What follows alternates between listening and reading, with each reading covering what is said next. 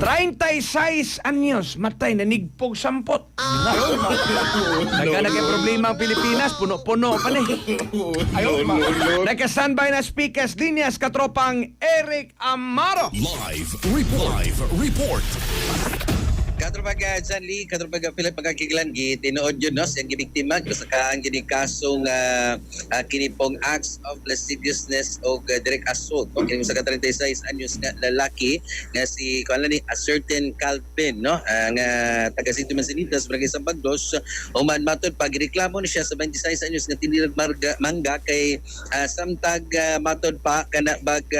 kunuhay ipalit ni lihira man pod og kalit sa 10 taon ning 26 anyos na si Anggaan Latog Jul, no? Ini nga babae nga tinira og mangga di na hitabo ni ang insidente alas 10:56 ang tagna sa kagabion sa naasoy rosab nga dapita ang biktima kinsa nalisang katupag dyan katupag Philip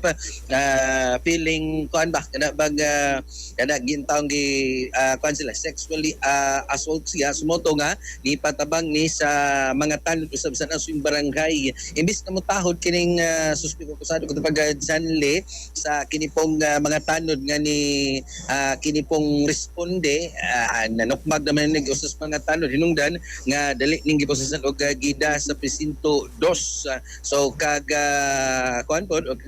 kagapong adlaw katong Janle ingpit nang napasaka aga kaso aga kinipong suspect o kining accused nga si Calvin katrupaga dyan katrupaga Philip sa tagapaslak ni sa presinto 2 niya pabuton kung kuan ni kanabaga ang info sa mga kaso kung